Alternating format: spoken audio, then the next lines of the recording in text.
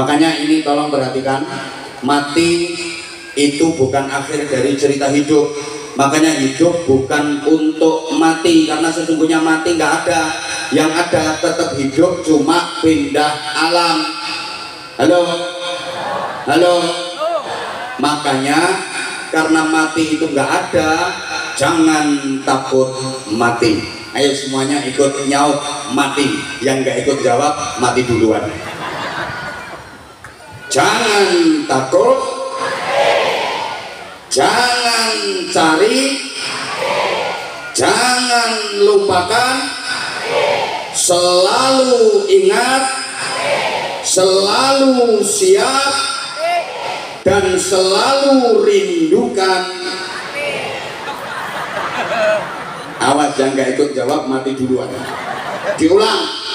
Karena hidup itu nggak ada kematian, yang ada tetap hidup, cuma pindah alam saja. Maka jangan takut, jangan cari, jangan lupakan, selalu ingat, selalu siap, dan selalu rindukan. Kenapa mati harus dirindukan? Kematian itu kalau dirindukan akan terasa indah. Karena mati itu adalah jalan liqa'i rabbih, perjumpaan dengan sang kekasih sejati Allah Subhanahu wa ta'ala. Oleh karena itu, sekali lagi yang kompak, jangan takut. Setakut apapun kalau waktunya tiba pasti mula aja wedi. Percuma wedi kalau waktunya tiba pasti. Anak wong urip kok wedi mati iki padha karo wong madang wedi ngising.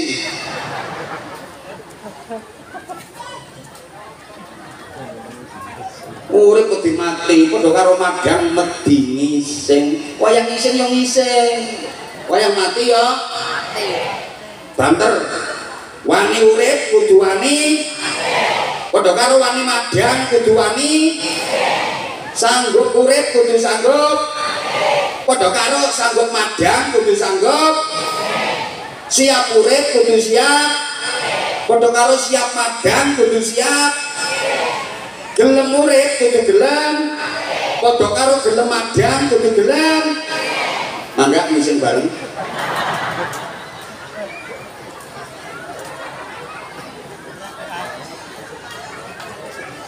Kenapa sih harus takut mati? Toh takut juga tidak mengundur kematian, tidak menunda kematian. Sebagaimana berani tidak mempercepat kematian. Mati itu tidak ditentukan oleh takut dan berani. Apa dipikir yang takut itu matinya belakangan, yang berani matinya duluan? Yang enggak lah. Halo? Coba dijawab. Orang yang pemberani sama orang yang penakut matinya lebih dulu mana? Enggak mesti. Enggak mesti kan? Embo enggak jawab kok. Halo. Kadang yang berani maju perang enggak mati-mati ya. Yang penakut ngungsi mati dulu kebok. Sampai ada ibu-ibu itu takut anaknya nggak boleh jadi tentara, nggak boleh jadi polisi, takut mati dulu. Nah, nggak usah jadi tentara, nak. Nanti kalau ada perang, kamu maju perang, mati dulu, nak. Lu yang jadi tentara sampai tua kok hidup. Yang di rumah nggak jadi apa-apa, jadi petani, maaf, mati dulu di sawah sambil petir, kesetrum. Nah, jangan jadi pilot, nah, ibu nggak suka. Nanti kamu jadi pilot terbang pesawat, pesawatnya jatuh, kamu mati, nah. Lu yang jadi pilot awet sampai tua banyak. Yang di rumah di atas kasur tempat tidur, kelon sama bojonya, mati, kedengkek. Mati sedelat. Mbok kedengkek apa? Nah, ini kan tuh. Coba yang sehat sama orang yang sakit-sakitan matinya lebih dulu mana? Berarti sekarang sampean sehat, besok mati sampean. Enggak pasti kok. Kadang loh, yang sakit-sakitan loh, enggak mati-mati. Yang ngeramut itu, yang ngerawat itu capek loh, ya Allah, kok enggak mati-mati ya Allah. Yang sehat, segar bugar, mati mendadak. Ada enggak? Ada. Sekarang orangnya di sini tapi nggak merhatiin keterangan saya. Itu kayaknya mau mati mendadak itu orang.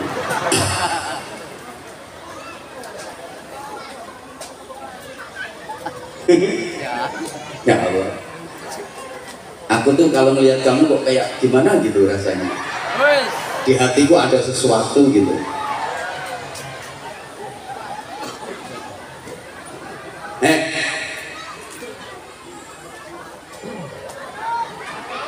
Bentar ya. Sekarang saya tanya lagi. Rumah toh? Orang muda sama orang tua matinya lebih dulu yang mana? Enggak mesti. Di sini ada nggak cucu mati lebih dulu daripada kakeknya? Nah iya, itu kan contoh. Laki-laki yang semangat jawabnya, harus yang semangat jawabnya. Yang kaya sama yang miskin matinya lebih dulu mana? Nah, yang jawab kaya itu mesti kere itu. Jawaban orang gendam gitu. Karena udah lama pengen kaya nggak keturutan. Masalah jawab. Khusus ibu-ibu, bapak-bapak diem nggak usah ikut jawab. Ibu bapak, mohon maaf. Perempuan sama laki-laki matinya lebih dulu mana, Bu? Iya, ya. Kayaknya punya serep itu. Kayak mendoakan suaminya cepat mati gitu.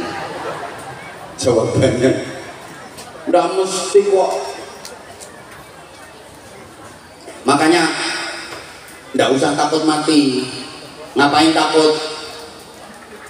Setakut apapun kalau waktunya tiba ya mati. Yang perlu kita khawatirkan itu nanti kita mati pas ngapain?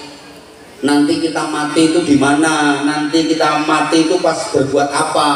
Itu yang perlu kita cemaskan, perlu kita khawatirkan. Karena orang mati itu pilihannya cuma dua. Ada mati pas melakukan hal yang baik, namanya husnul khotimah. Ada orang mati pas melakukan kejelekan, namanya su'ul khotimah. Nah kita itu nggak tahu nanti kematian kita seperti apa. Padahal kematian itulah yang menentukan nasib manusia untuk selama-lamanya. Ditentukan oleh kematian, bukan ditentukan oleh kehidupan. Maaf, yang menentukan nasibmu selamanya itu bukan hidupmu di dunia ini, tapi matimu dari dunia ini. Allahumma sholli ala Muhammad. Gini loh maksud saya itu. Ada orang selama hidup itu sepertinya baik, ternyata matinya kok mati jelek. Ini seterusnya bernasib jelek. Di alam kubur nasibnya jelek, di akhirat nasibnya jelek, neraka selamanya. Naudzubillah min. Loh, misal ada orang selama hidup itu sepertinya jelek kayak perbuatannya, tapi ternyata kematiannya adalah kematian yang baik. Seterusnya bernasib baik.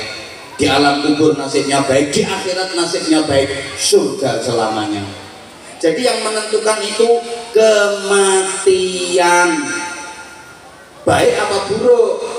Kalau kematian dalam keadaan baik, seterusnya jadi orang baik.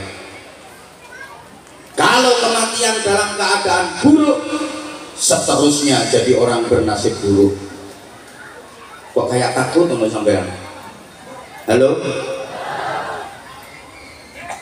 Nah cuma kematian itu ditentukan oleh kebiasaan hidup. Yamutun nas ala ma 'asyu wa yub'atsuna ala ma matu. Orang itu nanti matinya seperti apa tergantung kebiasaannya waktu hidup. Kalau hidupnya kebiasaan baik, ya matinya mati baik. Kalau hidupnya kebiasaan buruk, ya matinya mati buruk. Maka hidup ini biasakan berbuat baik supaya kematiannya kematian dalam keadaan baik. Itu seterusnya akan bernasib